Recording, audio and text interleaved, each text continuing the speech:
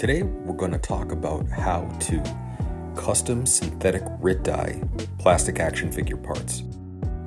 I've informally discussed synthetic RIT dye process on my own live stream. I co-host with the Stoned Mandalorian, and I was also invited onto the Savage Lands podcast, where I recently informally discussed the process. But I thought it was time for a new tutorial and refresher. So let's get going on this. Here you can see everything that you're going to need to get going. This is some freshly boiled water, about 1 cup. And there is synthetic black RIT dye. I cannot stress that it has to be the synthetic RIT dye.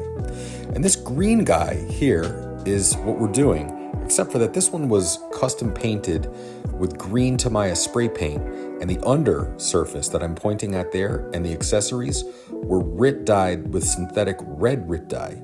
And I really wanted to have it look like he was cobbled together from maybe like battlefield scraps. And there's a comparison of the baseline gray and what I was able to achieve with that with some red RIT dye. So I was kind of going for like an undercarriage or an undersuit of a weathered red, rusted red type of look.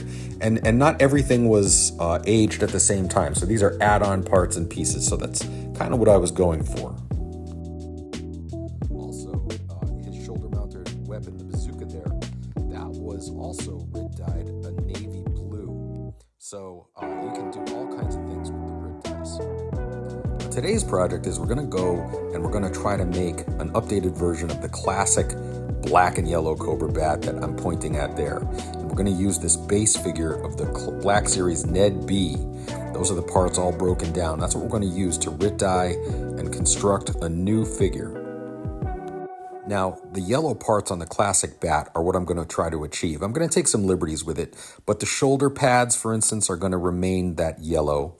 Right out of the Hasbro Star Wars box, it's just the right yellow, as are the boots and maybe the lower shin area. So what I'm going to do is use the black synthetic RIT dye to custom dye all the other black parts of the figure. You got to shake it up, and like I've said, it's got to be synthetic, otherwise it isn't going to do shit.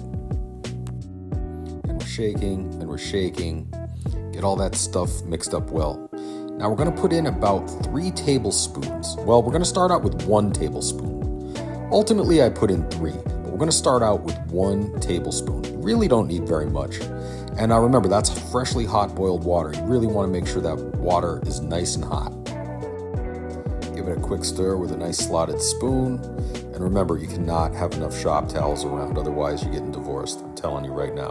Because man, this stuff goes down, and it goes down hard. Now there's one of those bright yellow thigh pieces, and I'm just trying to remember that there's you got to take off the tampos, otherwise they're going to pop through even the darkest black RIT dye.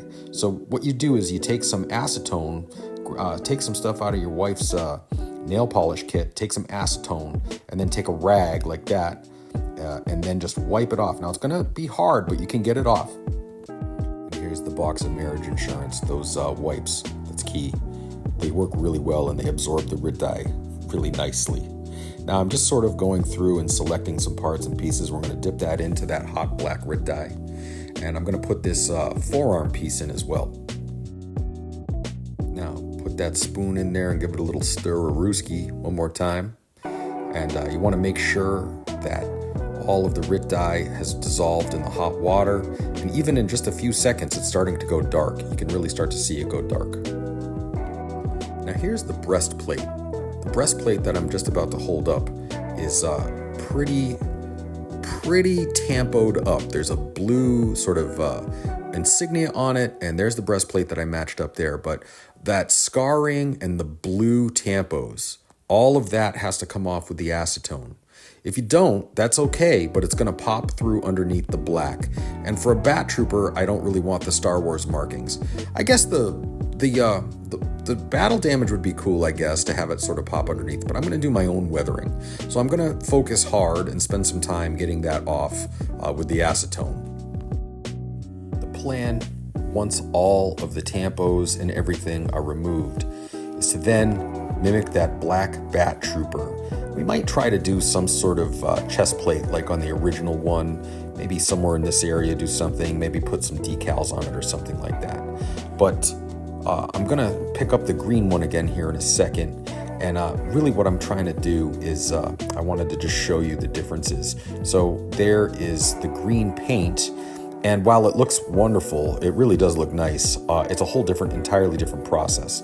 And, when you cover it up with a couple of coats of paint, you don't have to worry about the tampos. But definitely with the RIT dye, you do. That is an orange painted face mask. But on this black bat one, we're gonna leave that silver mask as it is.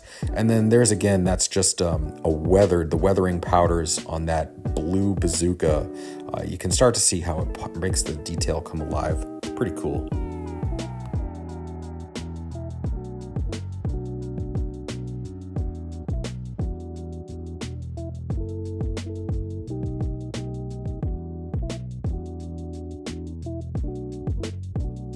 So it's been a few seconds, and put the cap back on that bad Larry right away to prevent disaster.